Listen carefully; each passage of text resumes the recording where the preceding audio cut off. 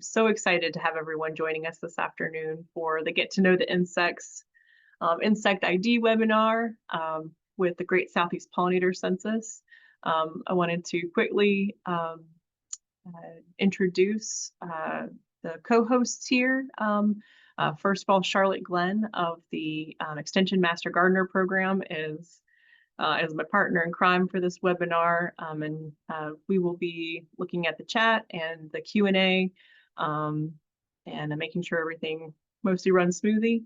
But the stars of the show are Drs. Hannah Levenson and Matt Bertone. I'm going to go ahead and read your speaker bios. That way everybody knows who you are. For those of y'all who have not seen Hannah and Matt in the various webinars that they work with, so Hannah is a research scholar in the Department of Entomology and Pathology at NC State University and the head of the Specialty Crops Initiative, or Integrative Pest and Pollinator Management Lab. Yay, Integrative Pest and Pollinator Management. She's a community ecologist researching how to mitigate human impacts in the environment. Her research focuses on making pest management more sustainable and protecting pollinators, especially in agriculture. She's a bee expert with experience working with both honeybees and native bees in both the United States and international settings. Dr. Matt Bertone is an entomologist who specializes in arthropod biodiversity, taxonomy, and systematics.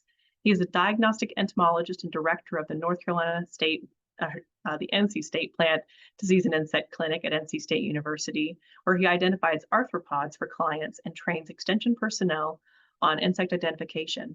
Matt is also an avid macro photographer, taking images for both professional purposes and for pleasure. And yes, they are amazing. But today, you guys are joining us to learn more about how to identify the different insects that you probably see every day when you wander through your garden or walk across your property, but also whenever you're going to hopefully do the Great Southeast Pollinator Census on August 22nd and 23rd, so you know what you're looking at, so you can take appropriate data. So the Great Southeast Pollinator Census this year is on August 22nd and 23rd. It's always a Friday and a Saturday. So make sure to save the date. And if you need more information on what the census is, here is a QR code for the census website, but there's also the URL. We will share these slides. So once this webinar is posted up, there will be a link to a PDF of all the slides that you're going to see. So just be aware that these will be available. This is a webinar format, so we can't see you, we can't hear you. So please communicate with us via the chat. If you're curious or you have a question about something that one of the speakers says or something that we say, please use the Q&A button at the bottom of your screen. So we keep the questions separate from the chat. So it'll make it easier to find the questions later when we have the Q&A session at the end. So we are going to talk a little bit about the Great Southeast Pollinator Census. Before we launch into who the insects are, there will be a pop quiz, so make sure you're paying attention. It's pretty low stakes, but hopefully it'll be good. And then we will save all the questions to the end, just that way we can keep things moving along as we go along today. I did want to remind folks that this is a North Carolina Cooperative Extension program here in North Carolina. And the mission of Extension is to extend research-based information into the counties to North Carolinians, helping them transform science into everyday solutions to improve their lives and grow our state. So if you're going to whatever county you're in North Carolina, we are very fortunate to have a local county office that serves your community. If you've never met Extension before, please visit your local county center. You can find out where they are at this URL here. I serve as the horticulture agent in Lee County, which is just southwest of Raleigh, almost in the geographic center of North Carolina. It's one of the smallest counties in the state, but very mighty. We also, so as an extension agent here in Lee County, I also coordinate the Master Gardener program here in Lee County, but Charlotte Glenn is the state coordinator for the Extension Master Gardener Volunteer Program. And this program really wouldn't happen without the Extension Master Gardener Volunteer Network across the state. And the mission of the Extension Master Gardener program is to connect people with the benefits of gardening through research-based information, educational programming, and community outreach. So if you haven't met a Master Gardener, you need to meet one because they are there to serve their local communities. So y'all are here for many reasons. I really appreciated everybody's feedback when they were filling out the registration page and hearing the stories that y'all were sharing of why you're here. And obviously there's a little bit of bias for folks who are joining us, but hopefully you'll take something away from this webinar to learn and share with your community. But there has been a lot of hype around pollinators in the last few years. And the momentum has really been growing to raise awareness about pollinator conservation, save the bees, all those things. So there's a lot of hype. And here we're just trying to bring back around to why people should care about pollinators, because maybe you're here because you do, but there are a lot of people out there who may not know why they should care. And pollinator conservation is also not just about honeybees. It's about all sorts of different organisms. And the reason we should care is about the future. Pollinators are integral to our ecosystems and our local economies. We wouldn't have a lot of food, the different kinds of food that we eat. Our ecosystems would fall apart. A lot of plants just wouldn't be able to reproduce.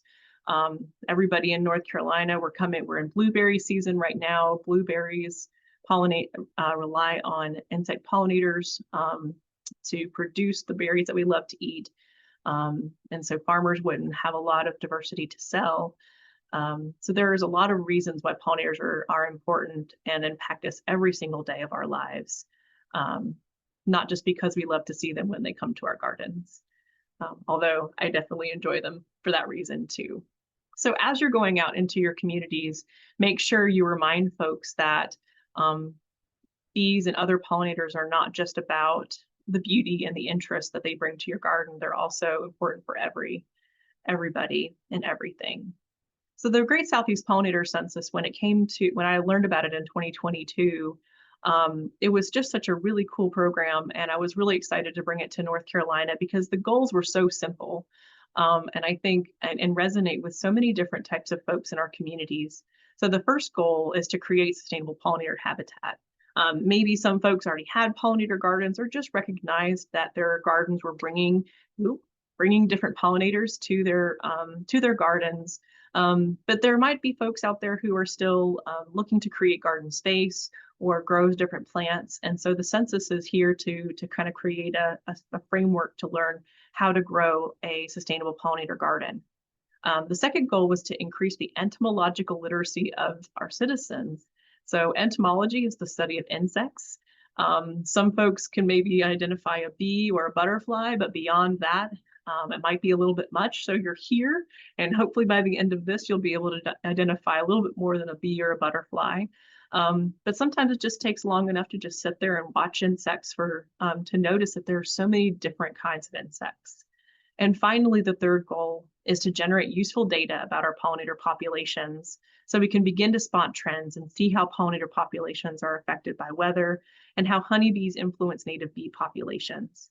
The data, maybe Hannah, you can speak to this when you talk, but there's a lot of different types of data out there. We're really excited that this project is region-based and it is very diverse, and we're collecting a lot of different data so we can start to understand some of those trends across the region. So where do you do the census? Anywhere there is a plant that has pollinators landing on it. So it doesn't have to be as part of a group. It can be in your backyard, at a park, a botanical garden, on a nature trail. It doesn't have to be in a formal garden. Anywhere there's a plant landing on, a pollinator landing on a plant. If you don't have a garden in your own home, or you're not aware of a garden or park to go to, we have 34 extension demonstration gardens with pollinator themes in North Carolina, from the mountains to the sea, literally. Here is a map of them real quick that I took this morning, but if you want to pull this Google map up on your phone, this QR code or this URL, you You can visit these gardens, or if you're traveling across the state and need something interesting to see. Some of these are rather large, some of these are rather small. They're managed by Extension Master Gardener volunteers and extension agents across the state. So to do the census is rather simple. All of this hype leads up to pretty much about 30 minutes of work. So you find your plant, you get the official data sheet, which this is Charlotte's data sheet from 2023 when she was looking at ironweed. On the data sheet, you're going to put a tally mark every time a different type of insect lands on the plant, even if you think it's the same insect. And then after that, you upload your count to the Great Southeast Pollinator Census website, which you can scan the QR code at the top of your data sheet, or you can go to the website. It's easy to do on your phone or on your computer. And that's it. I think it really just takes about 30 minutes from start to finish. So this is what you're looking at, and this is what Hannah and Matt Bertone are going to go over today. It's 8 different groups. Half of them are bees, wasps, flies, butterflies, moths, and other insects. So pretty simple. They also ask about weather conditions and the temperature outside. You can't just write hot. We are looking for a number. And the North Carolina has been participating in the Great Southeast Pollinator Census for 2 years now. So in 2023, we had 66 counties participate and a little over 1,400 counters. In 2024, we increased that number of county participation to 78, almost doubled the number of counters and the number of insects counted. So we had a really good showing. Our goal this year for 2025 is to get over 5,000 counters. So all of you guys out there, take that back to your communities. We want to get to 5,000. So to learn more about the census and to get some resources, this is the main Great Southeast Pollinator Census website, GSEPC.org. This is run by our colleagues and program creators down in Georgia. We do have, I also wanted to remind folks that the census materials are available in Spanish if you're serving Spanish communities. And there are stickers and certificates available. These are changing in 2025. These are the ones from 2023. Both of those resources are going to be available on the main Great Southeast Pollinator Census website. That's why I put them in this order. But this slide, so we also have a North Carolina-based website. And this slide is kind of to summarize the things that I just said, but this slide is also available for you if you're going out in your community and trying to share information about the Great Southeast Pollinator Census. You can download this slide and incorporate it into any of your outreach or slide decks. On the North Carolina website as well, we have guidance for specific Great Southeast Pollinator Census groups. So if you are one of these different folks, from gardeners to landowners to community members, government organizations, there is a web page for you with census-specific websites and North Carolina-based and NC State-based websites and resources. So you get more of the North Carolina-centric information. And Charlotte Glenn has created this wonderful program called Plant These for Pollinators. And you can scan this QR code or head to this URL, but this is just trying to maximize pollinator habitat by planting multiple plants that bloom each month of the growing season. And these are highlighted monthly to inspire you on what you can plant. We are extension, so I am a little extension biased, but 4-H is part of North Carolina Cooperative Extension. And we have 5 different curricula that are pollinator centric. So if you are associated with Extension, or if you're not familiar with Extension and want to be, reach out to your local 4-H agent and they can help you get access to these curricula if you're working with youth groups. There is one more webinar. So the census is about 5 weeks away or 6 weeks away. The Thursday before the census, on Thursday, August 14th, we are doing the 3rd annual Knowledge is Pollinator Power webinar. If you haven't signed up for it, you can scan this QR code, or you can, I will send out more information but we have 2 confirmed speakers. I'm waiting to hear from the last one. So we're going to be learning about nectar resources from Dr. Nick Tu. And then we're also going to be learning about the host plants from our very own Dr. Hannah Levenson, who'll be joining us again that day. The census count is on August 22nd and 23rd. We do have a running list of events, but I did want to do a shameless shout out for the North Carolina Pollinator Conservation Alliance.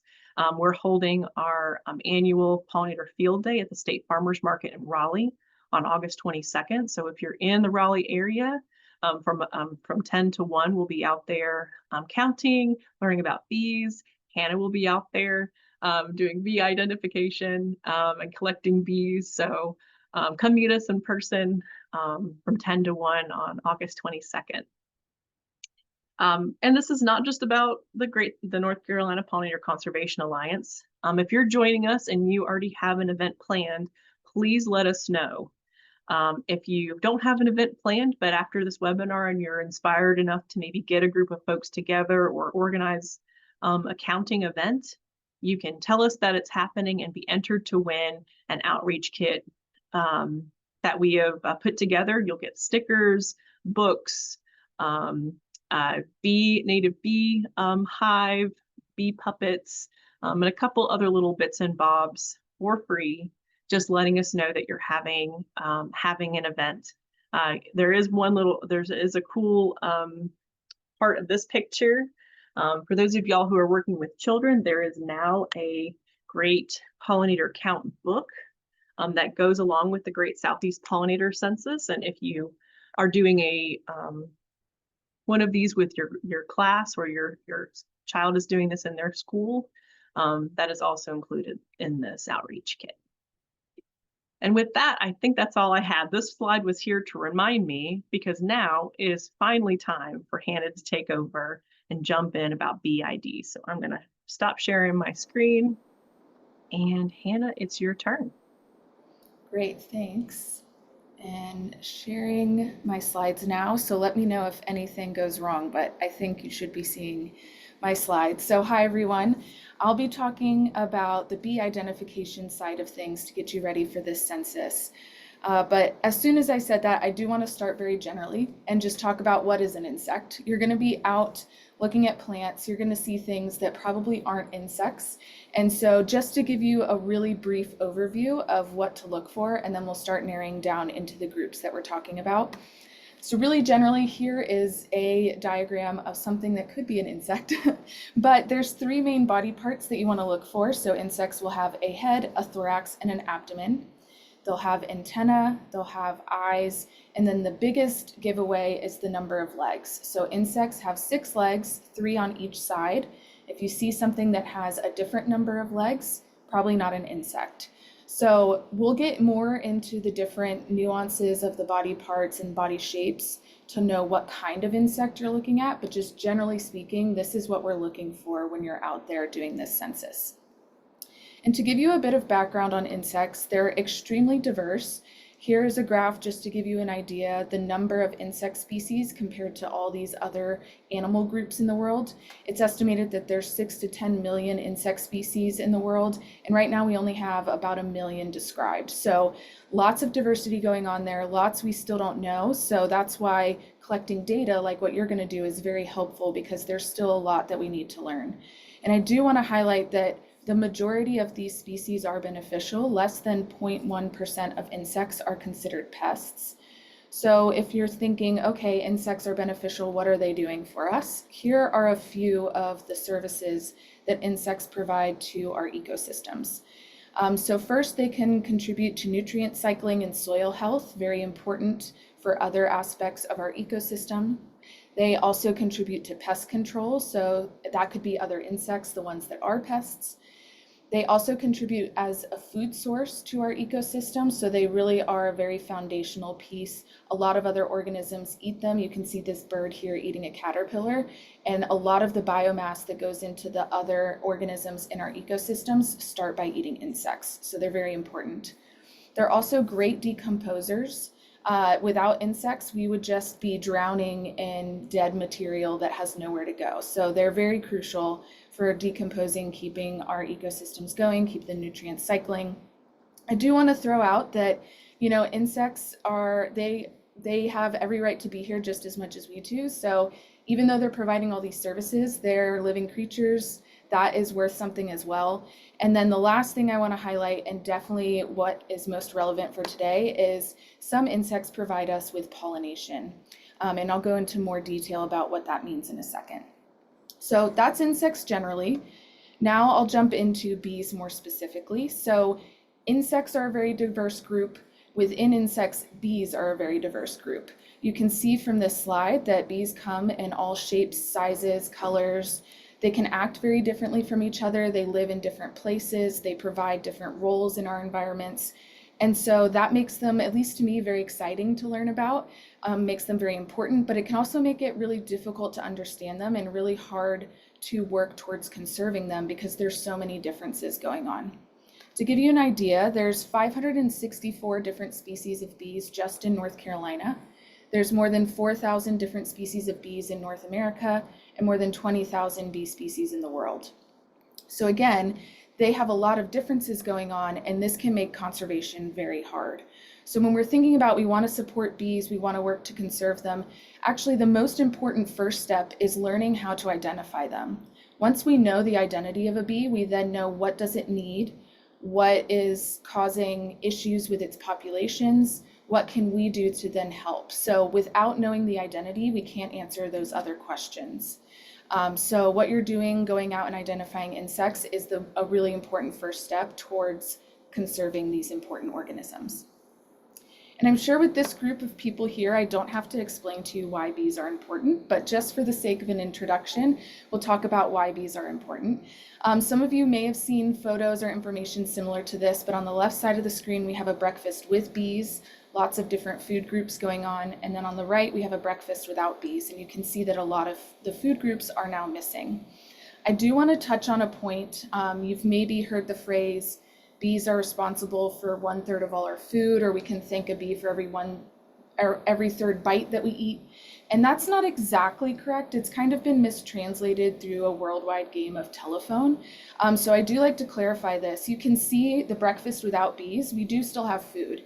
The majority of the human diet, the caloric intake, comes from food that is not pollinated by bees. So it's a lot of grains, things that are wind pollinated.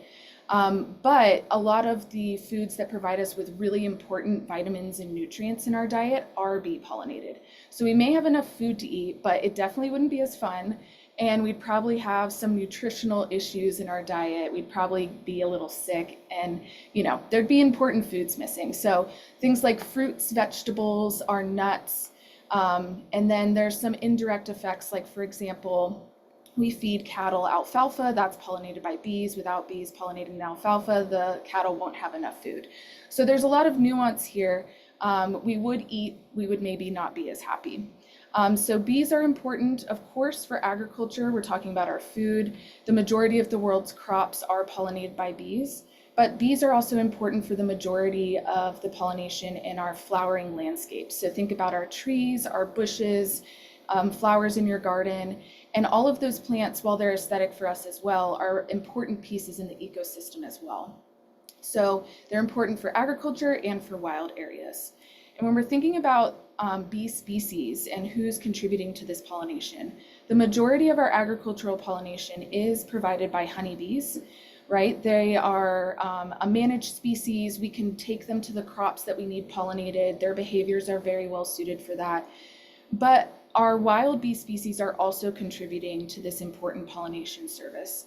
And I like to talk about all of the bee species because it's not just important to preserve numbers of bees. We also want to think about supporting as many different species as we possibly can. Bee diversity is very important.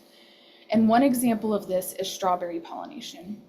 So if we're looking at a strawberry flower on the right, you can see there's a lot of different pieces on that flower. And every single one of those pistils in the middle needs to be properly pollinated to give us this nice, beautiful, round strawberry that we see in the middle. That's what we want. That's what we want to eat.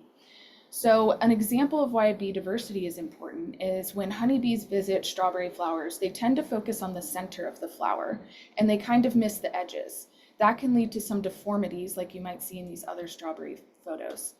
If we're thinking about native bees, when they visit the strawberries, they're kind of the opposite. They might stay around the edges and they might miss the middle. That could lead to other deformities.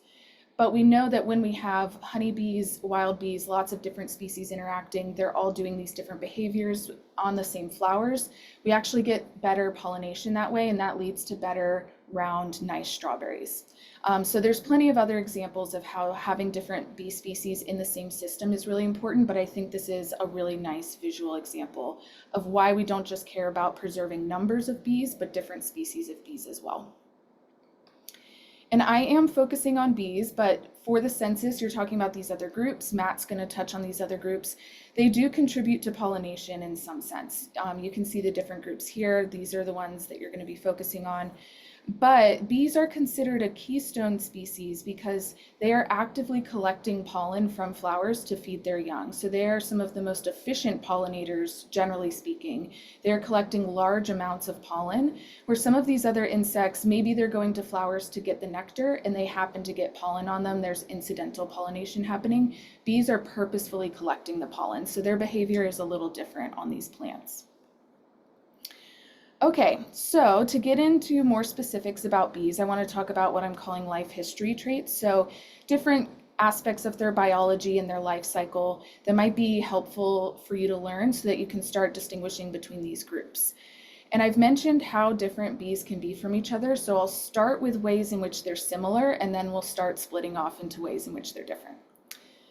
Okay, so like any living organism, bees need two things to survive. They need food to eat and they need shelter and a place to build their nests.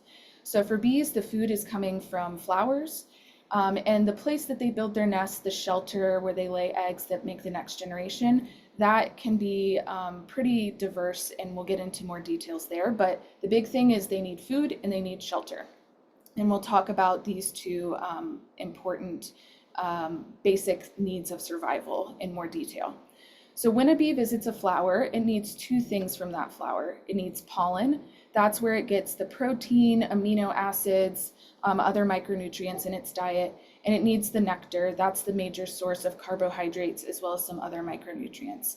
So they need to collect both of these from a flower.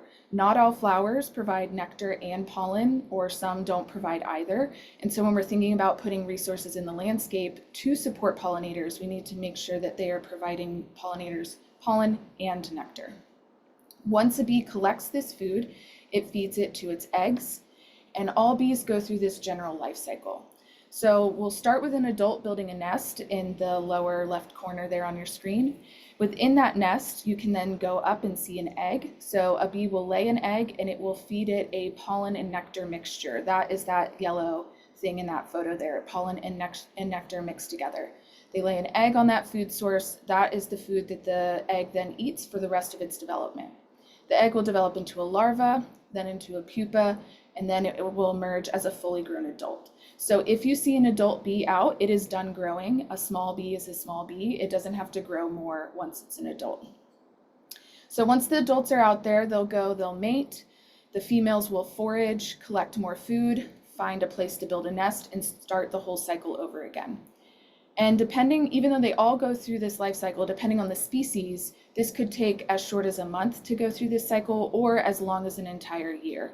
So you can start to see, here's the start of some differences. That means that if a bee is taking a month to go through this life cycle versus a year, you could imagine how that would be a different role in the environment. Or if we're working to support that bee, we would have to take different actions depending on how long that life cycle lasts.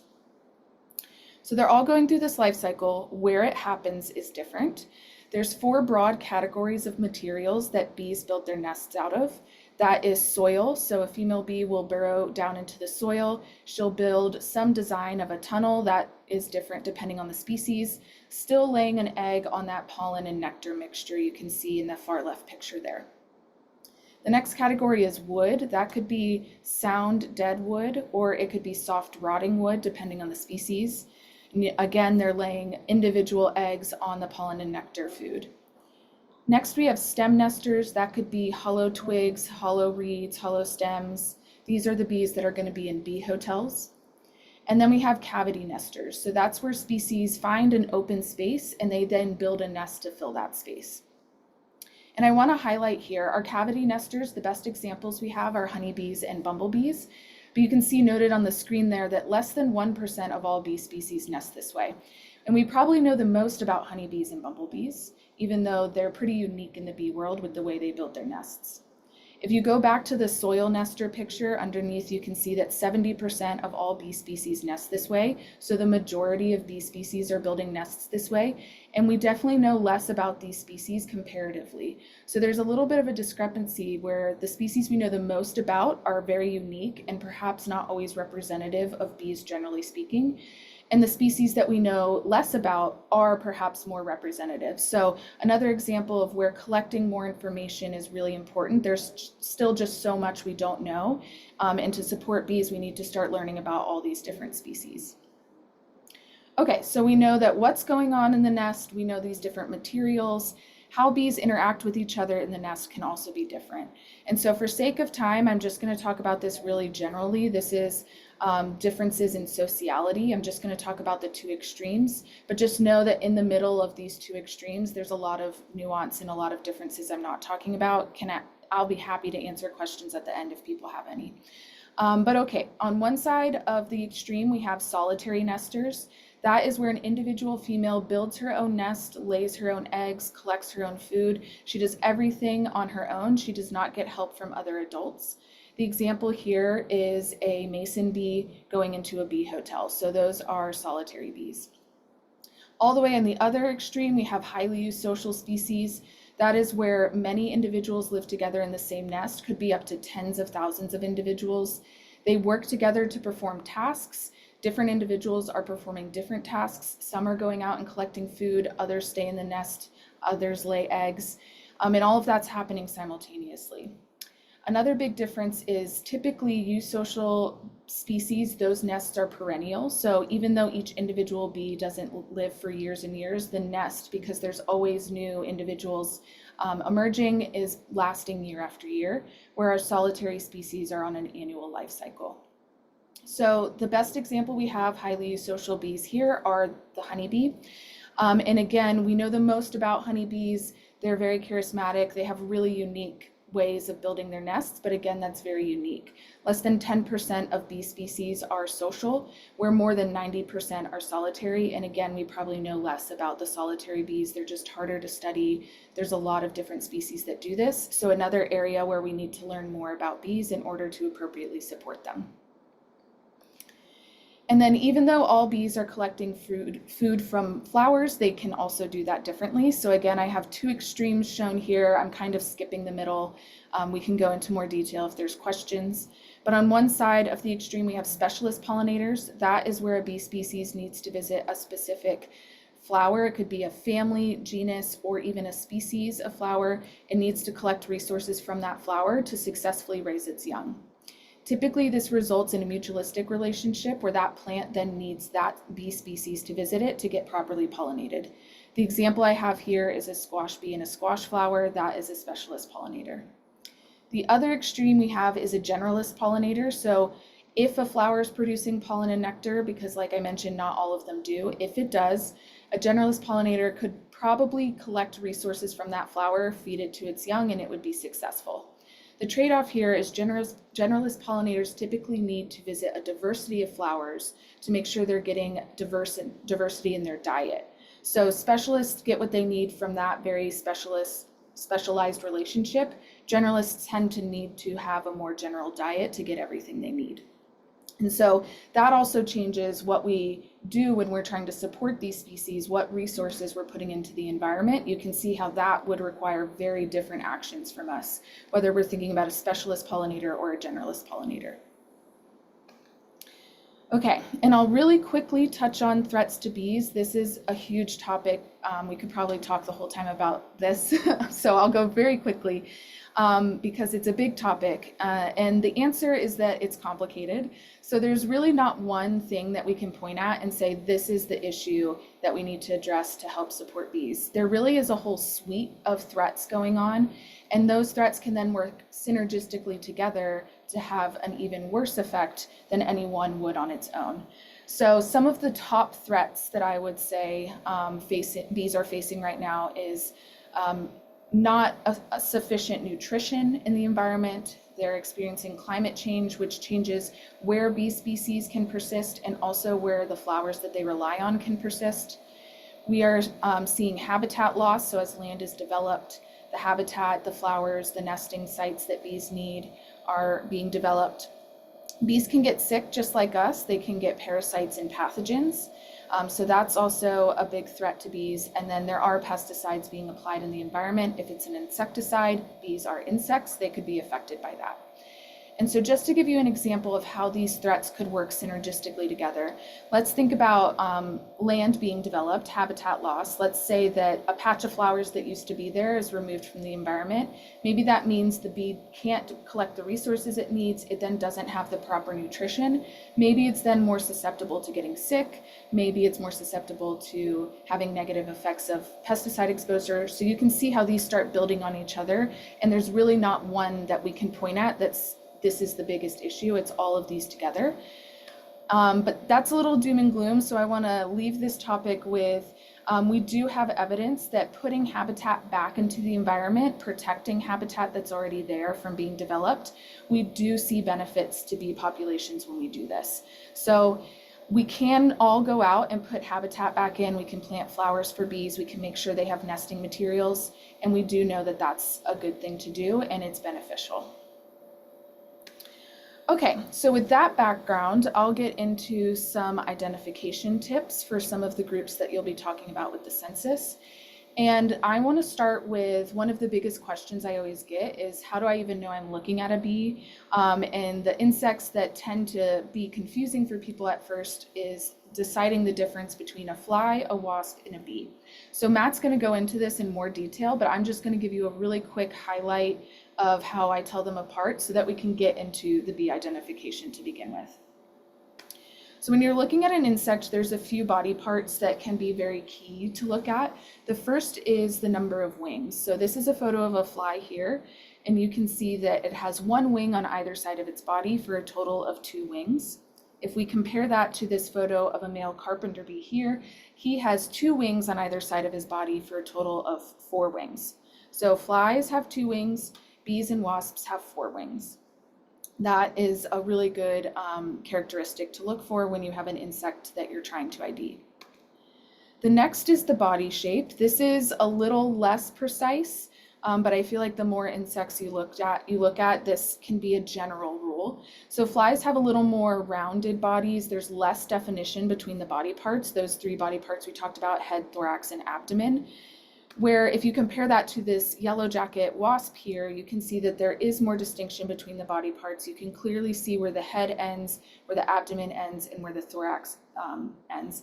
And for wasps, they tend to have a very narrow connection between the thorax and the abdomen. You can see in the middle of its body there, that's called a wasp waist. And sometimes that can be very dramatic. The other thing about wasps is they are hunters. They do hunt other insects. They eat meat. And so they are, they tend to be more aerodynamic is maybe a way you could describe them. They have very skinny legs. They have very, aerodynamic, narrow bodies. And they do have some hairs, but their hairs will be straight on their bodies. And then if we compare that to a bee, the bees do still have or waist definition. It's not as extreme as a wasp waist, but they do have some definition. You can see this bee is covered in hair. The females are collecting pollen. They need the hair all over their body to collect the pollen. And if you were to look at this bee under the microscope, you would actually see that the hairs are branched. So each hair has that stalk and then it has branches coming off of it. This is actually a physical adaptation because they are collecting pollen. These branches increases the surface area and the static tension so that they are even better at collecting pollen on their bodies. The next thing you can look at is the face. So flies tend to have large eyes that take up a large portion of their head. They also tend to have very short antennae. Sometimes it might look like they don't even have antennae.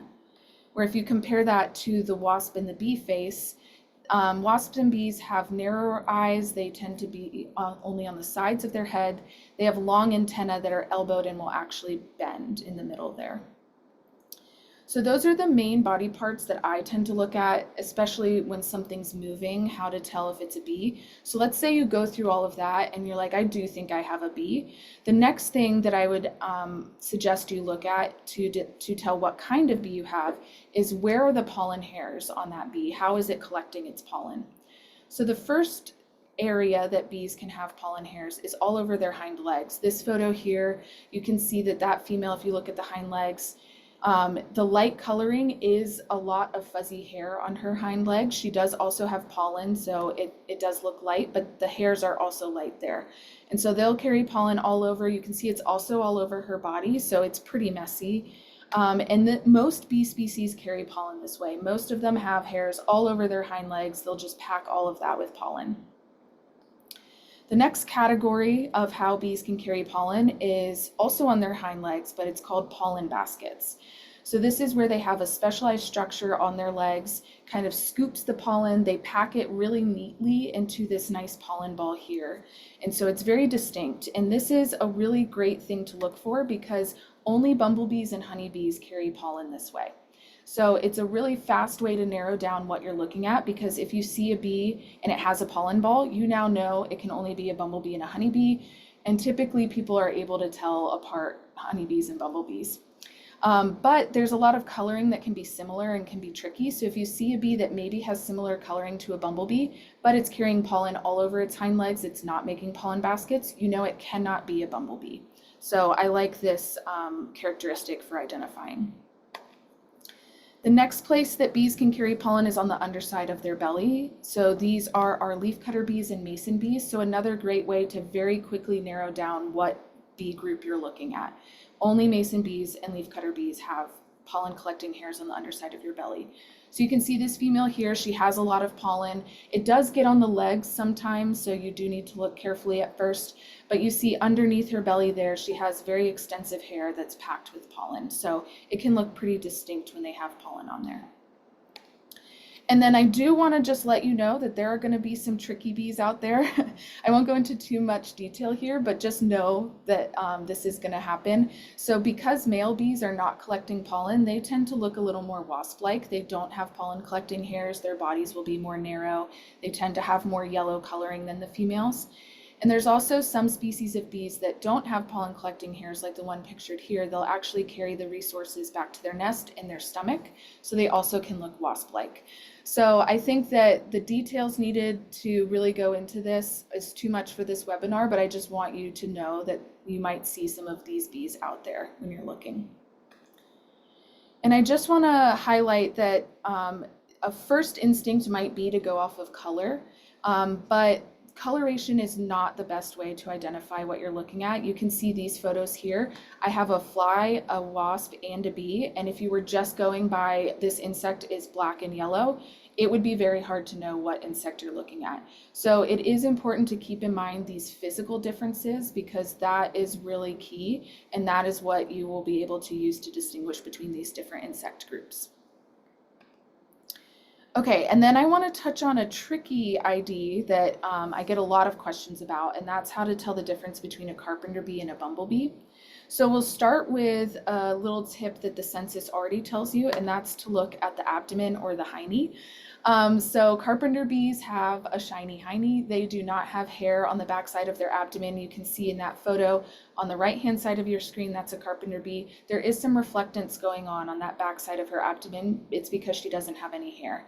If you look at the bumblebee on the left side of your screen, there will be some amount of yellow and black hair all over the abdomen depending on the species, so there should be no reflectance. So that's a really good characteristic to look for. The next is looking at those pollen structures we just talked about. So bumblebees have pollen balls. You can see a really nicely formed pollen ball there on her hind leg. Carpenter bees carry pollen all over their hind legs. So here, this photo of her, she doesn't have pollen. And that's a little blurry, but hopefully you can still see that carpenter bee does have pollen on her hind legs. So it's yellow all over her hind legs.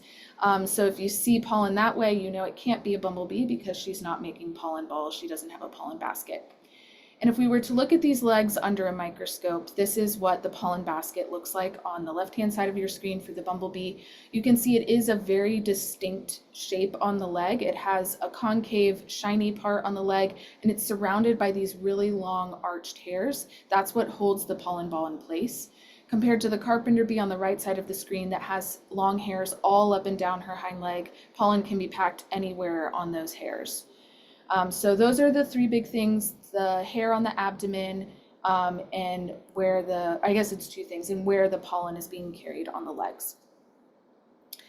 Okay, so that was a lot of information at once. So I'll take a minute, I'll go back to the beginning, and let's recap really quick that some of the tips and tricks for identifying different bee species. So bees can look very differently from each other. So what do you want to look for to decide that it is a bee? You want to look at the wings. Bees have 4 wings. They do have fuzzy bodies. They are collecting pollen for the most part. There is that caveat. They will have elbowed antennae and narrow eyes on the sides of their head. So those are the things you would look for to make sure it's a bee.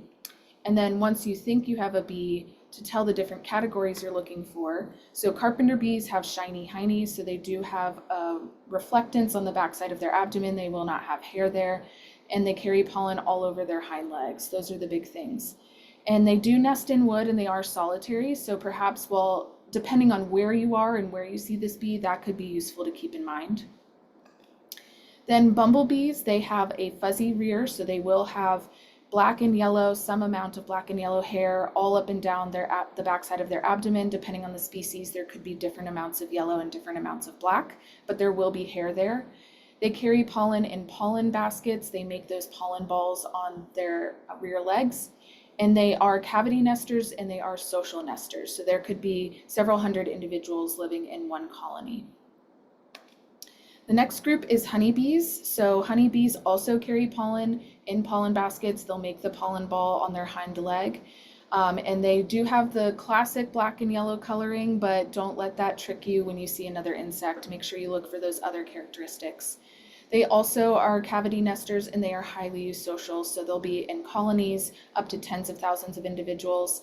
And for the most part, if you see a hive nearby, you could probably expect to see a honeybee on the flower where you're looking. But also, honeybees can travel several miles, so even if you don't see a honeybee hive nearby, you might still see a honeybee when you're out there looking. And then the last category in the census is small bees. And I will say that this category could be easy because if it's not a carpenter bee, bumblebee, or a honeybee, you could put it as a small bee. But it's also complicated because this is going to include a wide diversity of shapes, sizes, colors, life history traits. It covers so many different species. Anything that's boxed in red here on that slide could count as a small bee. So in one way it's easy, in another way it's a little complicated. But just keep in mind those physical differences that we talked about. Okay, and for that, I will stop here and I will stop sharing my screen and pass it off to Matt to talk about the other insects that you're going to look for the census.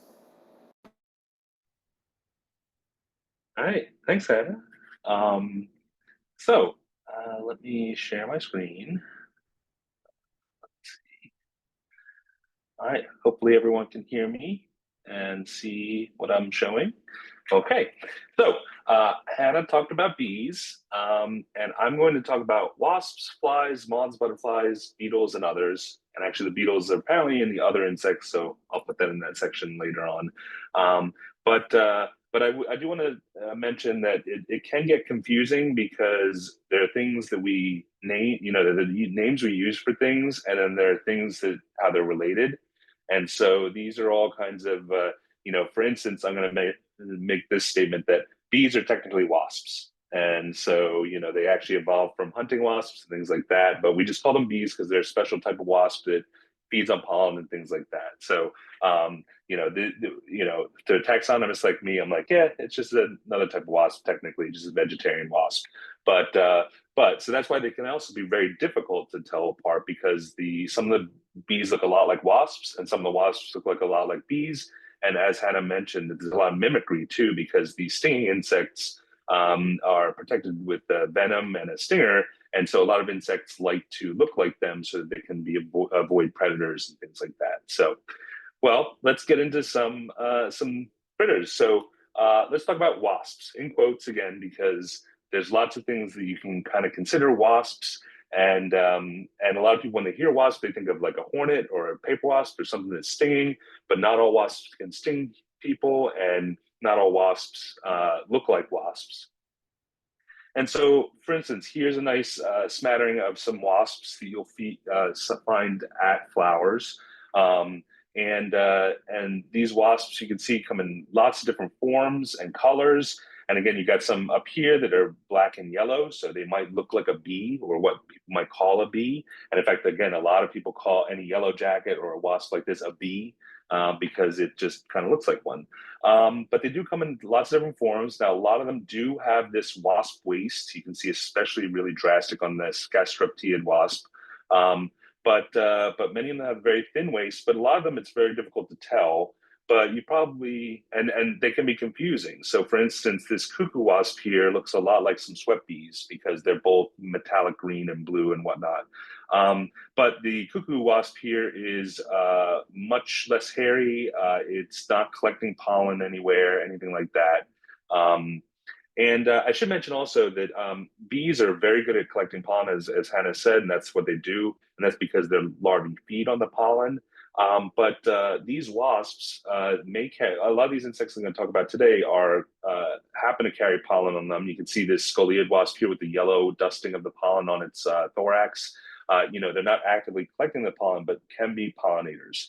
Another thing I should mention from the get-go too is that, not to put any shade on bees, but I see Hannah smiling a little bit, not to put any shade on bees, but these insects, they can be pollinators, maybe not as good as bees, but they also often offer other ecosystem services. So for instance, this scoleid wasp right here, they call them blue-winged wasps because they get this really beautiful blue tinge to them.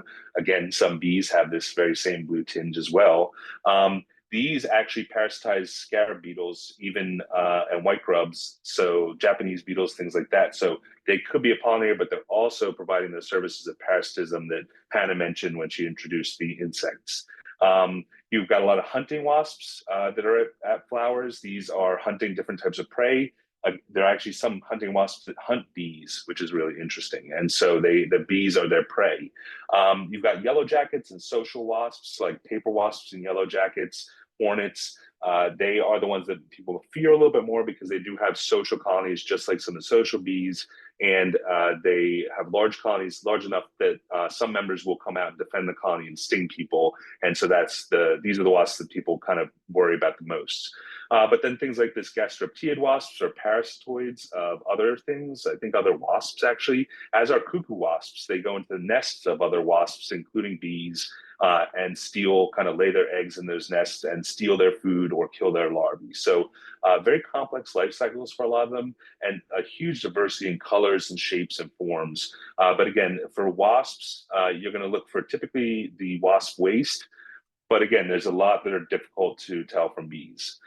And I'm also going to mention here ants. So ants are also technically wasps. They're technically a social type of insect that is very close relative of bees and wasps. Often you hear when people talk about Hymenoptera, this order, they talk about bees, ants, and wasps as the kind of common things that you would refer to them as. But they can be very common at flowers as well. They love the nectar. They love feeding on that. And they will sometimes transfer pollen, but they're not as hairy as bees and other wasps, let's just say. And the way you tell ants from, say, other wingless wasps would be that they have these little nodes. It's a little hard to see here, but they have a little kind of segment in between, a segment or two in between what would be called their thorax and their abdomen. And so these ants, you can see that little segment right there, and these little black ants have two little segments in there between. So that's how you can tell an ant from a wasp. And there are actually wingless wasps as well. And just to reiterate what Hannah was showing, that so bees, you can tell actually under a scope that bees have these branched hairs. That's actually how we distinguish them from true wasps or the other wasps. And there's an up close photo I took of the pollen on it. It's just turned out really cool. And you can see covered in pollen, of course. But there's a couple other ways. Some of those, as Hannah showed, are not as hairy or fuzzy, and these always mess with me. I always misidentify them, or from far away, I'm like, is that a wasp or is that a bee? Because these and I think Hannah showed these when she was mentioning that they have very few hairs on them, and they're not super fuzzy. So they do look a lot like a hunting wasp, and in fact, I have to kind of look back and forth to tell. So this is all probably also to say that you're going to make some mistakes, and even we make mistakes at these because depending on how far away it is, how much movement there is, how quickly it leaves, or how small it is, it may be difficult to tell. But when I looked at the literature, one other characteristic you might be able to see, or if you take your photos and look at the photos, is that apparently the first segment in the foot of the hind leg is usually wider than the second segment in bees. And now it's not as drastic here, but in some bees it's very wide, and this is part of kind of the pollen carrying organ. And so if you can see all that, again, there may be mistakes because these little bees look a lot like a wasp. And like I said, I get fooled all the time by them too. So that's some characteristics for wasps versus the true bees, let's say. Now, flies are one of my specialties, and they do a good job also of mimicking and confusing people as far as what they are. A lot of them like to look like bees, but some just look like a regular fly. And then I'll talk about a couple flies that most people don't even consider flies. And so here is a typical kind of fly-like fly. This is a relative of a house fly. And you can see kind of general anatomy that Hannah touched on. And basically, here's some of the characteristics that a fly will have that the wasps won't. So they do only have the two wings. Now, unfortunately, a lot of wasps link their wings together when they're flying or rest. And so it looks like one big wing. But if you see one of these little drumsticks behind the wing called a haltere, that's a fly characteristic. That's actually the hind wing of a fly.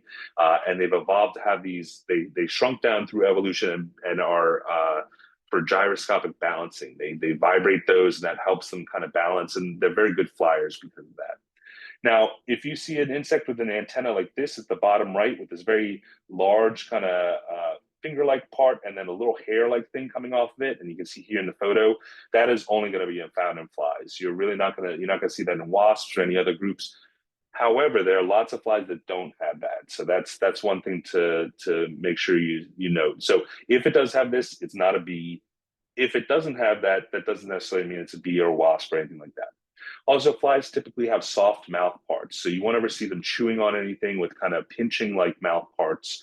Although bees do have a long tongue and kind of they'll stick that out to get the liquid, but you often see on the either side, you'll see large kind of biting mouth parts or pinching mouth parts rather than the soft lapping mouth parts of flies.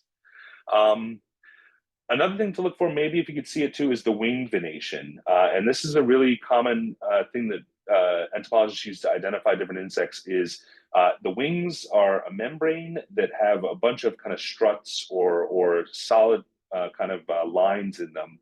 This is actually, they're full of, it's a way to pump up the wings, and they actually have liquids in there, but it's also performs rigidity and helps kind of keep the wing flexible, but also rigid in flight. And so in bees and wasps, they have a lot of really kind of square cells. The cells are really the membrane in between the wing veins. They have a lot of kind of squarish or rectangular cells all across the wing, whereas flies typically don't have any squared off cells. They have maybe a few near the base, but most of their wing veins are kind of long and kind of sometimes making like triangular shapes or whatnot. But again, it's not a 100% foolproof thing to say, but in general, if you can see kind of those circular, square, or kind of rectangular cells in the wing, that might be a case for being a wasp or a bee. But there is a variety of flies out there. So a lot of them are fly-like. They're going to have the big eyes, the short antennae, the two wings, although when they hold over the back of their abdomen, sometimes you can't tell whether they have two wings or not. And here's kind of another thing so some flies do have longer antennae, so they may look a little bit like a bee, but they'll have fewer segments typically, and they're typically not elbowed. So they're going to be straight if they're like that. But here's just a smattering of some flies that might be found in flowers. So bee flies, another confusing thing, obviously, bee in the name.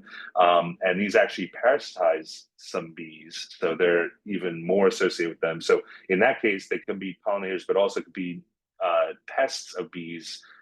But we just consider them kind of part of the ecology and natural ecosystem. But there's the pollinator fly, which is kind of a relative of blowfly, but they're actually earthworm parasites, so very strange. These fruit flies, and these are the ones that dipterists, the people who study flies, call true fruit flies. These are the ones that actually infest fresh fruit on the tree, or a lot of species actually feed on nectar, but also the larvae infest flower heads. And so these little maggots are inside the flower heads. And so that's why they're there. But you can see they're covered with pollen. And so technically they could be pollinating the plants. Here's a soldier fly, the larvae of which live in kind of rotting material and things like that, or aquatic material.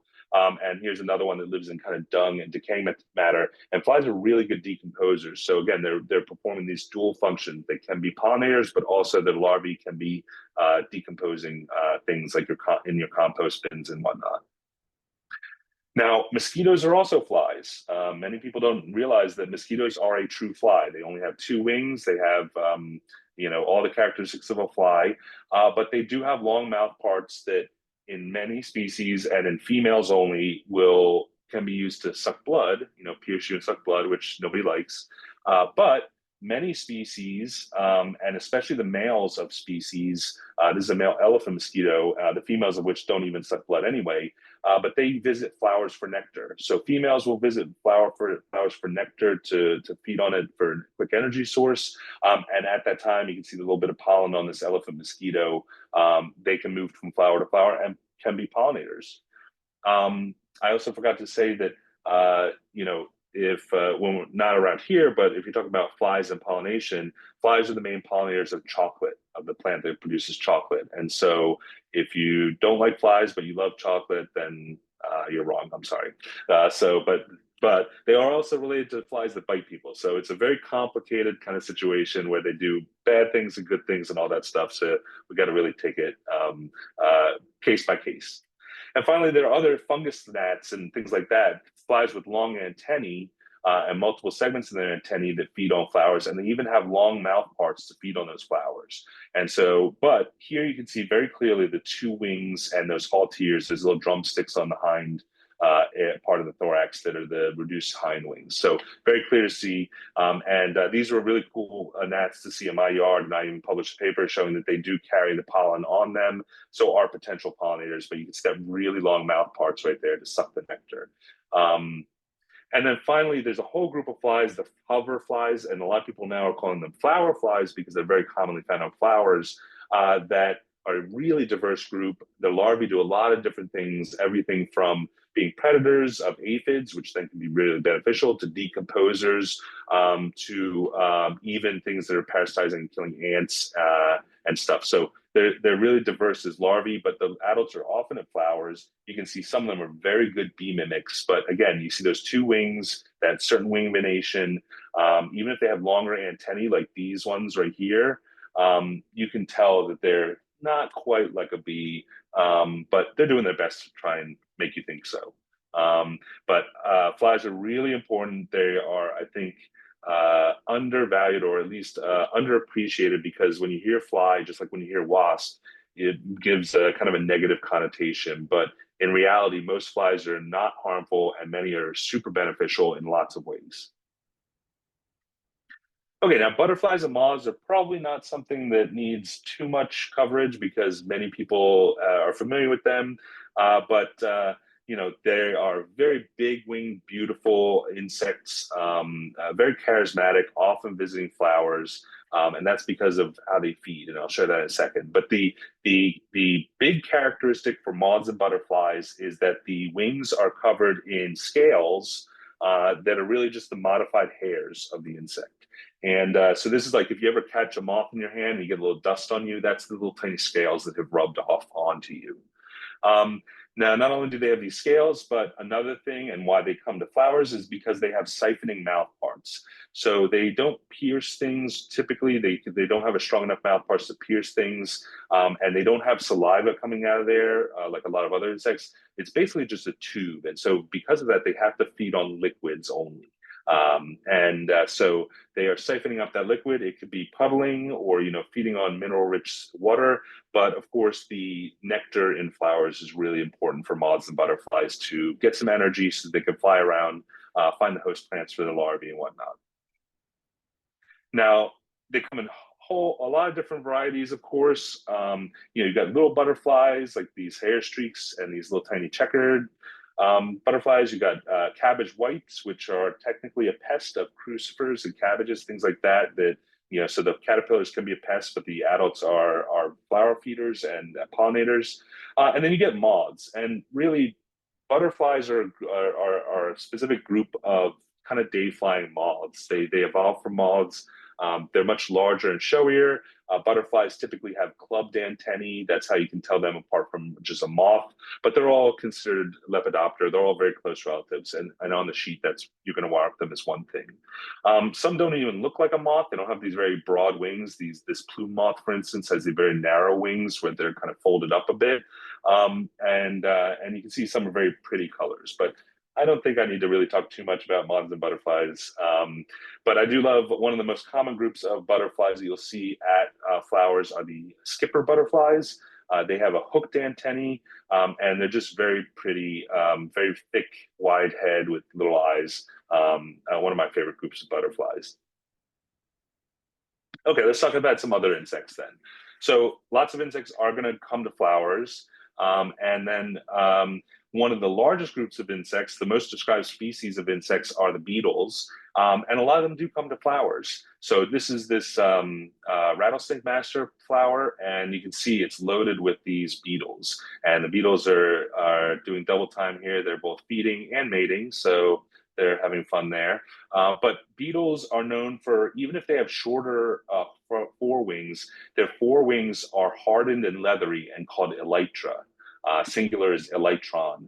And so this wedge-shaped beetle is a really strange looking one. It doesn't even really look like a beetle, but you can see that front wing cover is very hardened, whereas soldier beetles have very leathery ones. And just to show you a smattering of some other beetles you might find at flowers, so lots of scarabs like to visit flowers, especially the flower scarabs. Shining flower beetles are these really tiny little relatives of fungus-feeding beetles and even ladybugs. Here's a blister beetle that its face is completely full of pollen, and there was a bunch of them going to town on these flowers.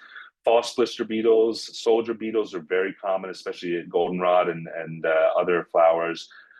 Sap beetles, this species here loves yucca flowers. And actually yucca flowers are really interesting in case in the pollination is done by moths and not by wasps or bees or anything like that. And then you'll find some of these humpback pointed tip of the abdomen tumbling flower beetles very commonly on flowers, and they're very erratic. So if you get too close, they're going to tumble off the flower, as the name suggests.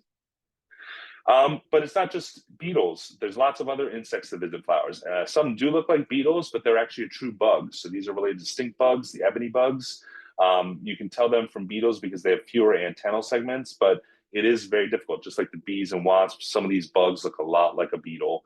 Another way to tell that this is not a beetle is that there's no suture or crease down the middle, because this isn't actually two separate wings. This is part of the back that's covering the wings. And so in beetles, those wing coverings would be split because of the actual wings. Plant bugs here, a number of them are feeding on the pollen. And assassin bugs, these ones are predators, but you can see right here that they're covered in pollen all over. And even earwigs, and things that people kind of find disgusting, a little disgusting, are very interested in pollen and nectar. All these food resources are really important to a lot of different types of insects, and you can see covered in pollen. So there is always a chance that they're spreading that pollen to other plants. And not everything that's on a plant is there, or on a flower is there for the nectar or whatnot.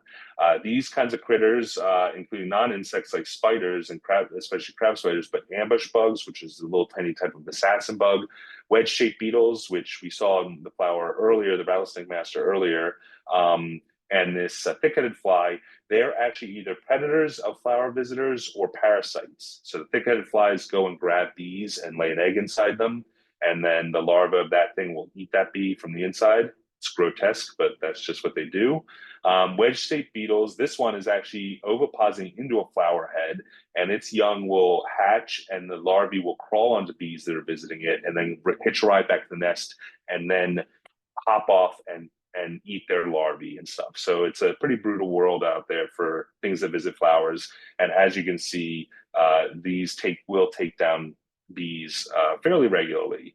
And so not everything that's on the flower is there kind of to for the pollen and nectar, but I guess they could be considered pollinators if they're carrying pollen and moving from plant to plant.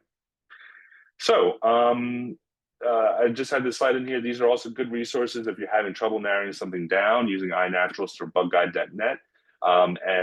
But you can always ask us if you need help. But I think with all your stuff, I think just do your best. Know that even the stuff even experts, sometimes depending on the quality of the photo or, how quickly you can see something, sometimes they're like, oh, I think that was a wasp, or it might have been a bee, or it might have been a fly that was really mimicking a wasp. So it's very tough.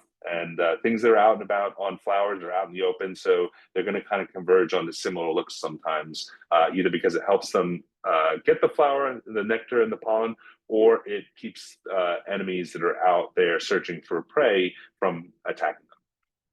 And with that, I will stop sharing. Wow, that was a lot. My head's still spinning. But thank you guys so much for your expertise and just a great overview, and everybody who's here, just remember this is recorded, so you can go back and watch this again if you've forgotten something already. I know sometimes things fall out of my brain. Well, I am going to share my screen again. Let's see here. Oh, let's see. Did it work? Nope. Like I'm breaking. Go. There we go. That's the one. Okay. So all of that was to prepare you for looking at this data sheet when you are going to do your census count. So everything, the last hour, you're really only dividing all of that information up into 8 different groups. And really don't overthink it. That's Matt, you said that, and that is like the best piece of advice that Becky gave me to tell folks is use your gut. You may be wrong, and that's okay. The way that this is designed, this data sheet is designed, and that this whole community science project is designed, is to account for some user error. So don't feel like you're going to be wrong. Once you watch insects for a while, these patterns really do start making sense. So don't be afraid. Although you may want to be afraid now, because we're going to do a pop quiz. So for those of y'all who can use the chat feature, so make sure you have changed your in the chat, make sure you've changed your answer to everyone. We've got a few slides here to see if you can guess which group you would put the insect into. So your first one is this one. What insect is this? Just pop it into the chat. I'm gonna put a timer on for 15 minutes. Let's see.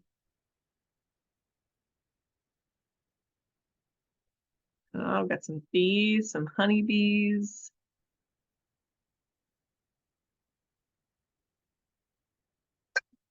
Oh, so if you said honeybee, you would be correct.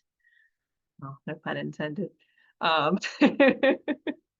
and honeybees, there is some slight coloration differences, but Hannah, if you want to chime in and explain this better than me, I would appreciate it. But they do have fuzzy thoraxes, but this coloration on their abdomen where it goes from this kind of orange, burnt orange brown to black. There is some semblance of that coloration on their back end. And they have the pollen baskets on the back end. So remember, if they have pollen baskets on the back end and they don't look like a bumblebee, probably a honeybee. This lady probably had just gotten started foraging. She doesn't have anything in hers. Okay, next one, 15 seconds. Which group would this be in?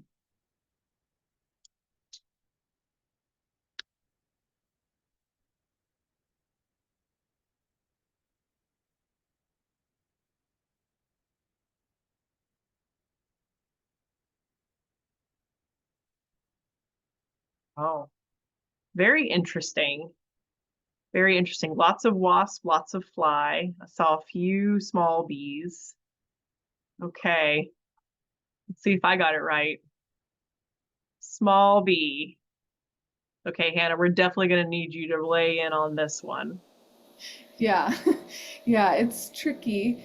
And I see the comment that someone said they only saw two wings. So this is what Matt was saying, where sometimes it looks like the two wings on either side are kind of hooked. But there is like a forewing and a little hind wing. There's no halteres. And if you were at the flower, you could see what behavior this bee was doing. It's hard to tell in a still photo. But it looks like she has her proboscis out looking to get nectar. And I'm pretty sure this is a leafcutter bee, so you could look to see for the pollen collecting hairs on the underside of the belly. So I think in real life you could look at some different angles of this insect and hopefully get some more information. Yeah, and I'll just add that the elbowed antennae, again, there are a couple flies that kind of have that, but it's that's pretty characteristic. And also just those cells in the wing. You can see how there's a bunch of rectangular cells in the wing. There aren't going to really be any flies that have that. They're going to have swooping veins and stuff like that to the margin of the wing. And typically also, I'm seeing here, sometimes the wing veins don't reach the margin of the wing in the bees, whereas they often do in the flies. But yeah, it is really difficult because they do connect the wings sometimes in there. This one also has a little bit of more of a waist. Again, there are some flies that mimic that, or they have this really narrow connection. So yeah, it's just nature. Yeah. Good point about the antenna, Matt. And it reminded me, and someone said in the comment, the eyes. So if you look at the photo on the right, you can see that the eyes, even though they maybe look bigger than what you would think, it's still concentrated on the side of the face. It's not covering the majority of the face. Like flies, their eyes go to the front. So it'll take some practice, and she has more hair than you would expect a wasp to have, I think. Excellent. Excellent. Excellent. Okay, everybody. Got another one. What is this one? We're looking at the biggest insect right here. Hey, we got some people who guessed skipper butterfly, moth. This one can be multiple quiz questions. Well, look, I think people were paying attention to your talk because they said moth. So, but yeah, a skipper butterfly. Technically. Everybody's learned. Yep, nope, definitely a skipper. Okay, what about this one, everybody?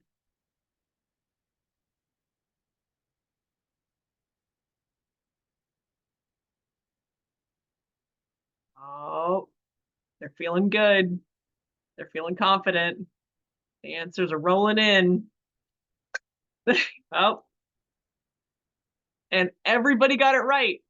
Yes, everybody gets fly. It is definitely a fly. And Matt, when I identified this one in my photos,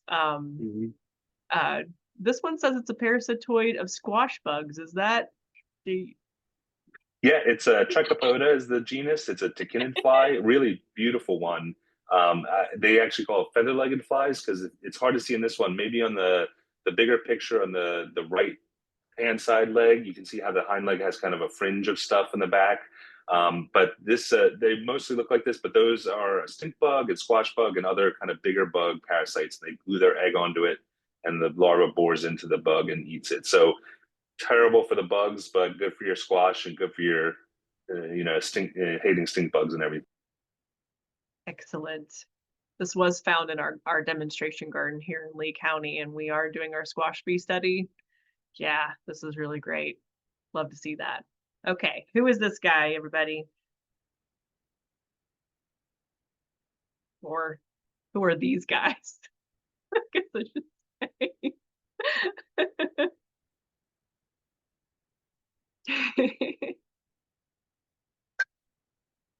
Yep, you guys nailed it. They are wasps.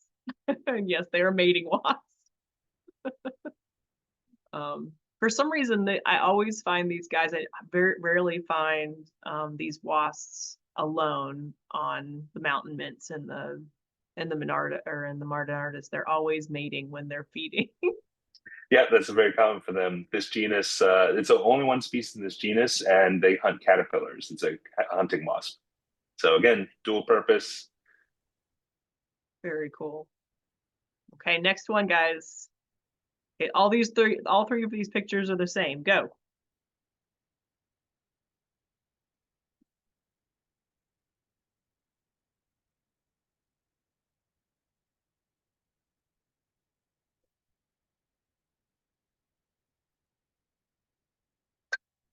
Excellent. 100% on that one too. Yes, this is a carpenter bee. Looking at that shiny hiney there. I almost included a picture of a passion flower, which I know that they're a specialist pollinator for passion flowers. But yep, carpenter bees or shiny hiney. Okay, next one. These are the same insect from different angles. Go.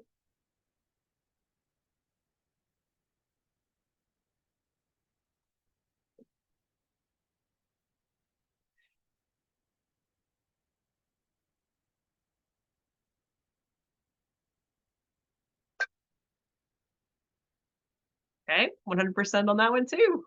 This is a bumblebee. I won't put you on the spot, Hannah, to identify it because there's so many. How many, like, so actually quick question, not identification of the insect itself, but like within the small colonies that bumblebees make, like how many different sizes can each species be? Like how many different ones can a colony have? So each colony will have a queen, and she is going to be huge, like up to twice as big as any other bee in the colony. They'll have males, which tend to be bigger than females as well. And then every other bee in the colony is a female worker, and the workers tend to be the smallest in the colony. And there is some variation depending on how much food is available in the landscape. Some workers could get less food as they develop and they're smaller. And then each species has its own size range. So this looks like a Bombus bimaculatus to me, and they're, I would say, a medium-sized bumblebee, like Bombus impatiens, the common eastern, is one of our smaller species. The American bumblebee, Bombus pennsylvanicus, is one of our larger ones. So each species also has its own size range, and then within that, workers could be smaller or bigger than each other. Okay, well then I don't feel so crazy when I look at all the bees and be like, you guys look the same. Okay, next one. How about this one? This is a hard one. Good luck.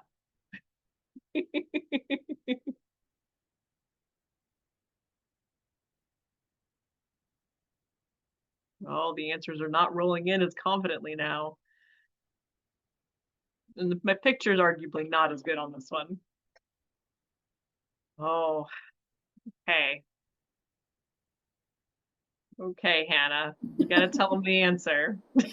Yeah. Again, I think this is one where if you were able to see different angles, not just a still photo of this bee, you would be able to see some more characteristics. It's also a really dark bee, so it's hard to see some of the things we talked about. Like we can't really see that it has longer antennae than a fly would in this photo, but she has long elbowed antennae, and her eyes are not taking up all of her head, but she has a very dark face, so it's hard to see. Her wings look like they're linked together. This was a very tricky one, so Yeah. people should not feel bad. No. Yeah, and I should mention that this kind of, I don't know if it's 100%, but with the flies with just the two wings, they're typically not going to have the wing much wider at the tip than at the base like this. So that just stuck out to me there, that this is a bee because it's got two wings held together, and flies it's almost always near the body, it's going to be wider and it's going to get more pointed as it goes closer. So yeah, but honestly, in this one, I can't tell you exactly how you would say it's not a fly, because again, like I said, the wings are linked, and so the four-wing thing is tough sometimes. Excellent. Thank Yeah, you, I guys. think if you saw this bee in person, it'd probably be helpful to look to see if you can see pollen and where that pollen is. That would help if it was in person. And there's also something that doesn't come through pictures and things like that, is that as you start to observe them more and you're like, okay, that's a fly, that's a bee, you're going to start to see their movements and how they behave is often a little different. Bees tend to be very determined. They're kind of like going and like really big, whereas flies are just kind of hanging out there. They're kind of like gonna walk around, but they're not determined to get as much pollen as they can, and so the busy as a bee thing is probably a good thing. The flies are kind of just lazy, and wasps are a little bit determined, but they're gonna often be a little bit thinner, a bit easier to tell from the bees. Mm. Excellent. And this is a carpenter bee mimic mason bee, right? Or leaf cutter bee. Yeah, I Yeah. didn't know if that was a darker carpenter bee, Hannah. That's why I was asking. It's very shiny. It's got the big wide head and all that stuff. And we do have some dark carpenter bees around, but yeah. But I'm not a bee expert, so. Yeah, this is mimicking that carpenter bee, but it is the leafcutter bee mimic. So that's why if you were in person and you could look at the underside of the belly, it would be a dead giveaway once you saw that, but not on the photo. Okay, maybe I'll do better on this one. Okay, everybody. Pop quiz question. Okay.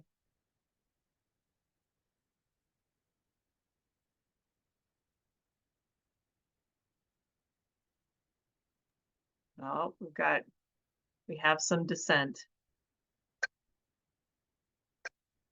Okay, people were definitely not as confident on this one either. We got And for bee, good wasp, reason. and fly. Okay, Matt, take it home. Yeah, so this is a fly. It's a hoverfly or firefly. This one has a very good color, very very accurate mimicry of the coloration of bees and wasps. And actually, what's even interesting on this too is a lot of flies that mimic bees and wasps, just the front edge of their wing is dark, and that's to mimic the thin wings of hornets and yellow jackets that they fold as they hold them out to rest. And actually, I don't know if this is the right time to do it, but I just dropped in the chat if everyone wants to click on that, or later. This is one of the most confusing flies that looks just like a wasp. And again, a hoverfly. It's a type of hoverfly because it's got long antennae and it's also got that dark half wing. I would say I don't think any bees or wasps have a dark half wing. So if you see the whole wing and the front edge is kind of dark like this, that's probably a fly trying to mimic the thin wings of a wasp. And they're good at it. So. And we've also got the short antennae. The antennae are pretty distinctive here, coming out from like one point, and they're very short. And those eyes, even though if you kind of look a little more closely, they're kind of blending in. They're also striped, but they are taking up most of the head, including into the front kind of face area of the fly. It's a really tough one, and on purpose by the fly. I mean, by evolution, really, but yeah. And I think the wing shape is a good one here, the one you were just talking about, Matt, where this kind of the opposite shape of the wing we just saw on that, mimicking carpenter bee, mason bee. So there we go. See the kind of the wider end, and this kind of comes to a taper. Yeah, and that's why they have that darkened part, because it mimics that kind of thin base and then the thicker tip, and it's kind of funny. Interesting. Okay, got a few more of these. Okay, go everybody. Which one is this one?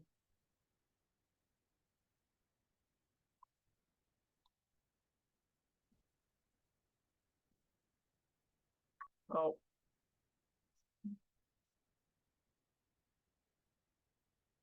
Okay, I see we've rattled people's confidence with bumblebees and bees.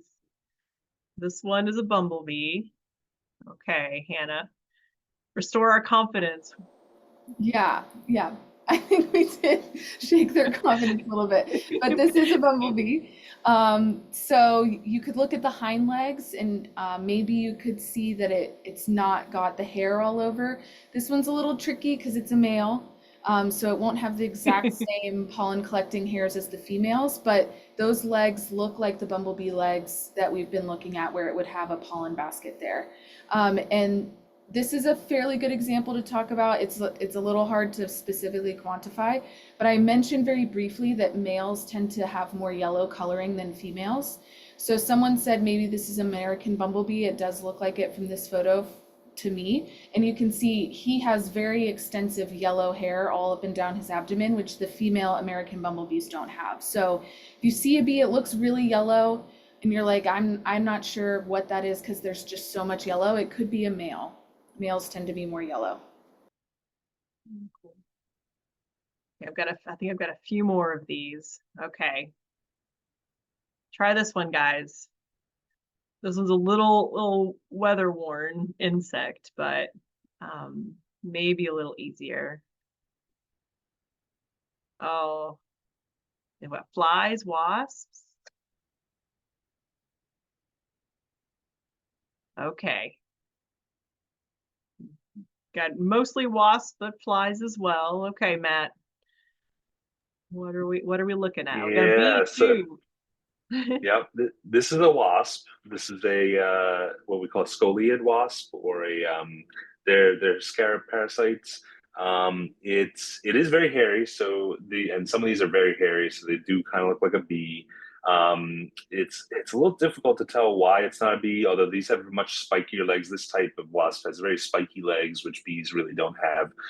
The antennae are larger than a fly, so that's than a typical fly. You can see it's made of multiple segments there, which flies wouldn't have long antennae with lots of little segments like that with an elbow.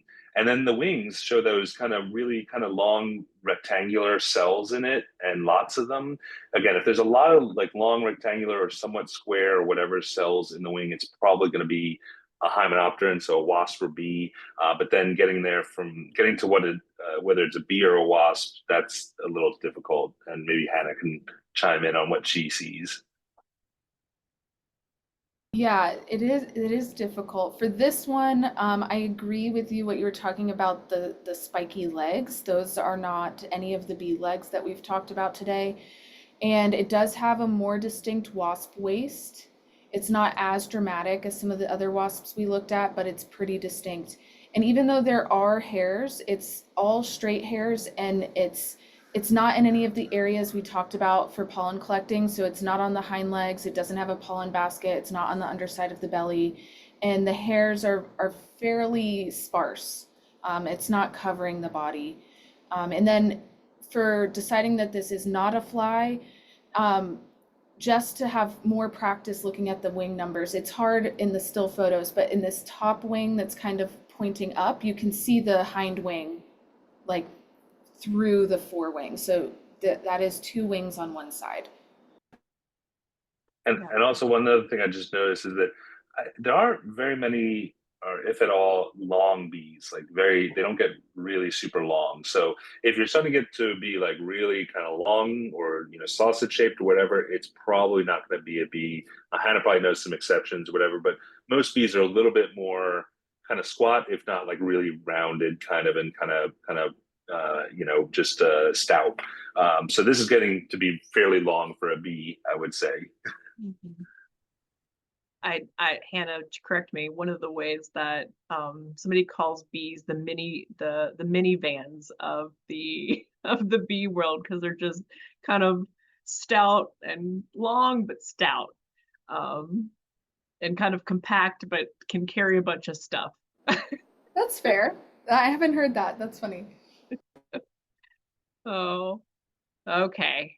Here's another one, guys. We've got, I think, three more. This is our three more.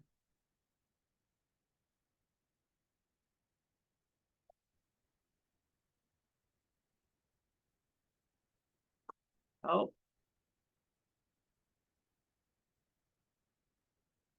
this is a honeybee. This is a honeybee.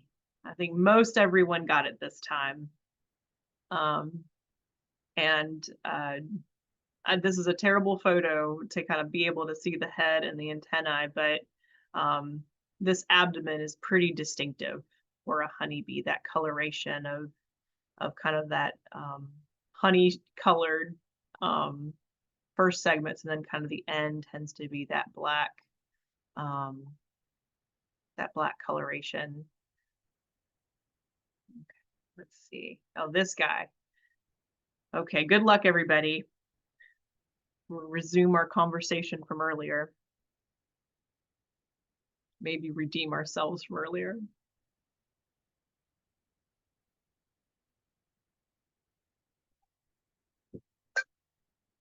Yes! Success. Success. So yes, this is definitely a wasp, a feather-legged wasp. Hopefully some of those characteristics of those straight hairs are kind of in that kind of long elongated body. Hair is not covering the whole body. This one is a very hairy bee, or a wasp, arguably, though. I had to. This is the one that I was a little worried about. I've had to throw this into the Google Lens machine to just make sure I wasn't losing my my characteristics. I've seen a market increase. This is the feather-legged bee, right, or feather-legged wasp. I've seen a lot more of these recently in my garden at home. Okay. I think this is our last question. Try this one on for size, guys.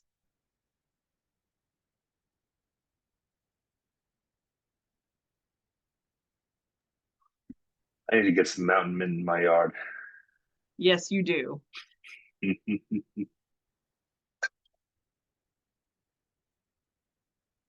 That is exactly right. This is an other insect, and it is a beetle, a wedge-shaped beetle. And I'm so proud of everybody, not only just saying other insect, but they knew it was a beetle. No wavering. So excited. And I love this. Matt, what type of antennae is this? It's like my favorite type. I can't remember. Yeah, they call Flavate? that they call it flabolate, FLABE, flabolate. It's kind of like lamellate kind of has like a few kind of tiles near the tip, but flabolate means like the whole thing is kind of tile-like. And these wedge-shaped beetles are so weird. They're so strange, and their antennae are so strange. And there's ones with even shorter wing coverings that look like a fly. And so they're really, even a lot of entomologists are like, "What is that?" And they would never think it was a beetle. And again, this could be their laying eggs to parasitize bees. So, so yeah, just because it's at the flower doesn't mean it's there for a nice reason. Yeah, the mountain mints that I've got in my orchard, I've got large patches of mountain mint around each of our trees, and I've got tons of pollinators on them, but also a a lot of the parasitoids like the canopid flies are there. Hmm. These guys just started showing up. So it's, I mean, I guess that means it's a healthy population, right? To Yeah, have all yeah, of these things means there's enough bees to be able to make more bees, but also feed the parasitoids as well. yep. It's a good way to think of it. And everything needs to eat, and some things do it a little bit more horrifically than others, but it's kind of our perspective too. Oh, well, you guys, thank you so much for being such good sports. And Matt and Hannah, thank you so much for talking and coaching us through those IDs. I'm so proud of everyone who was here today and participating in the pop quiz. And hopefully through this, you guys have felt a little bit more confident in your insect ID, or at least have started your journey into knowing that there's so much more to learn. I mean, I learned so much today from this talk, and I took entomology classes as a student and use it every day. So it's a lifelong journey having to do to learn how to ID insects. So hopefully you feel confident to participate in the Great Southeast Pollinator Census and bring and engage your community in it. And hopefully this will inspire you to do more in your own community, in your own backyard. If this has totally inspired you to try and get a group of folks together, please remember to let us know if you're having a counting event. It doesn't have to be open to the public. It can just be, within an organization or within your office group, or, whoever. If you're just getting a group of people together to count, please let us know. If you let us know by next Friday, July 18th, you're entered to win a kit. So please let us know. And if you have any questions or if you need any technical support for the Great Southeast Pollinator Census, I'm the point of contact for the state. So please feel free to reach out to me via email. Check out our website at go.ncsu.edu/GSEPC and best of luck in your gardens. And Matt and Hannah, thank you Amanda, so much. Yes. I just want to mention there were a couple questions Oh, yes. that were written down. Yep. Question and answers. So yeah. Okay. Yeah, I can help there. field the first one, I guess. Do it. So it says, my EMG group is hosting an event for the pollinator count. How do we encourage the attendees to not spray themselves with bug spray before the count? So I would say that it's kind of, there might be conflicting things here. So first of all, like repellents like DEET and things like that, although some of the general repellents, I don't know what they affect, but DEET, for instance, if you're using that, that's fairly specific to flies. And so you're not going to scare away bees or wasps typically with that. And also you got to be really close to them to do it. I don't wear repellent when I'm out because I'm getting really close to take photos. And so, but you can find a balance. So, if people can stand back a little further, look through binoculars, and they have repellent, if you want to keep from getting bit by mosquitoes, it's not a bad thing. And I doubt it's going to affect them too much unless you're waiting around in the flowers, kind of exposing them. The insects have to get fairly close to that chemical to really be repelled by it anyway. So, moderation is key, and just not, don't say definitely not, but also just be aware that it can repel flies, which can be pollinators. So yeah, it's a complicated thing. I don't know exactly how much it affects it. And again, I don't do it because I don't want to risk that chance of scaring off that fly that I'm trying to take a photo of. But I also know people want to stand around and participate in comfort, and that means not getting bit by mosquitoes. Excellent. Thank you, Matt. So we have another question from Pat. And so it says, does an individual blossom continually produce nectar, or does it make more so that others can come back to it? I will take a stab at answering this and give you perhaps an unsatisfying answer and say it depends on the flower and the plant species. So some flowers only bloom for a single day, and so that's the amount of nectar and pollen that they're ever going to make, and the next day they're gone. So in that case, whoever visits first probably gets the most nectar and pollen out of that flower, and who comes next is getting less resources. But if a flower is blooming over multiple days, it will replenish as the days go on. So it depends on the plant species. Excellent answer. And it was almost a perfect, oh, Charlotte, do you want to chime in? Not on, no. I think you were about to say, though, what I was going to potentially say was in the next webinar, right, the August 14th, that's Mhm. what one of the speakers is going to be talking about. Yep.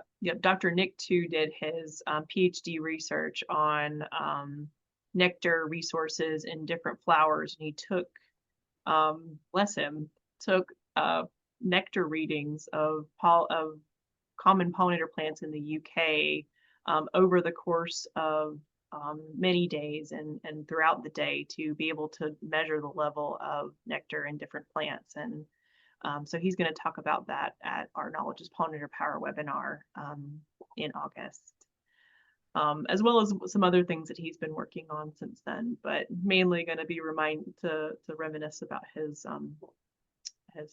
nectar research. There was a question earlier in the chat. Charlotte, go ahead. Yes, that's what I was going to mention too. There was a question, it didn't get transferred over to Q&A, but the question was whether cicadas are pollinators.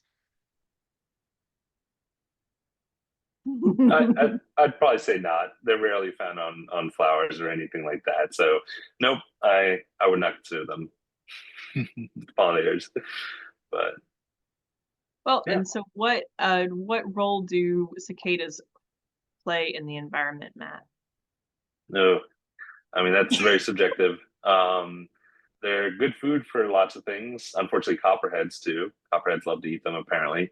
And so yeah, they're good food for things, and otherwise they kind of just suck a little bit of plant juices from the roots of woody plants, and that's it. So they're kind of just big. They're just things trying to live, and they're big and fatty and meaty. So other things like to eat them. But the cicada killer wasps you'll see out there now, they may be visiting flowers as well, and they're hunting the cicadas for their young. But one thing to note I didn't actually mention is that wasps, ants, and bees. None of the adults. Well, maybe Hannah can correct me as far as the bees goes, but adults won't feed on solid food. They can't feed on solid food. They need to drink nectar or honeydew or some kind of thing that's a liquid because of that wasp waste. They can't eat solid. So if they're collecting things like prey, it's collecting it for the young, which do have mandibles, can bite and chew and feed on those things. Now, I don't know, Hannah, do the bees eat some of the pollen, the adults? I've never gotten that. I think minimally, it's not, Mhm. especially for solitary bees that are short-lived, it's not considered, in my view, like a major food source. They're mostly drinking nectar to keep going, but there's some pollen eating that goes on. Yeah, pollen that gets to be so tiny that whether it's a solid food or not is but no wasps or ants or bees will the adults, if like an ant's carrying around an insect, it's not carrying around to eat it itself. It's carrying around to go feed its young, and some of them get the liquids back from the young or get them back from other members of the colony, regurgitations or other ways. But yeah, so basically. Yeah. I just realized that's why they're visiting those flowers. That's why a lot of wasps like that, because it's a really good access to quick energy in a liquid form. Excellent. Thank you very much. And I don't see any more questions. Charlotte, did I miss anything else?